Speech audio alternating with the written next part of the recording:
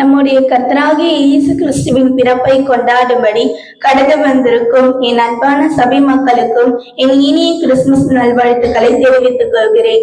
பிரியமானவர்களே, நான் இன்றுகள் நடுவே கிறிஸ்து பிறப்பிற்காக தங்களை அர்ப்பணித்த 2 நற்பண்புகளை பற்றி நான் கற்றுக்கொண்டதை உங்கள் முன்பு பகிர்ந்து கொள்ள வந்துள்ளேன்.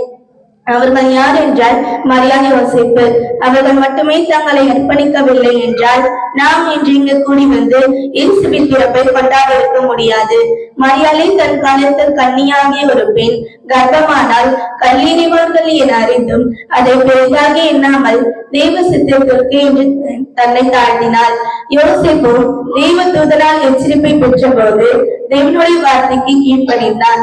இங்கு கூடி வந்திருக்கும் நாமும் மரியாள் மற்றும் யோசேப்பு போல தேவனுடைய திட்டத்திற்கு நம்மை தாழ்த்தி கீழ்ப்படிய போது இன்று நம்முடைய உள்ளங்களில் பிறந்து வாசம் செய்ய இன்று நம்முடைய இயேசு கிறிஸ்து காத்துக் கொண்டு இருக்கிறார். இன்று இந்த கிறிஸ்து பிறப்பு நாளிலே அவர் பிறக்கும்படி நம் இருதயத்தில் நம்மை தாழ்த்துவோம்.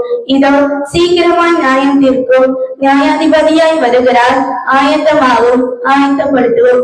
நான் கற்றுக்கொண்டதை உங்கள் முன்பு பகிர்ந்து கொள்ள தந்த வாய்ப்புக்கு நன்றி கூறி விடைபெறுகிறேன். தேங்க்யூ.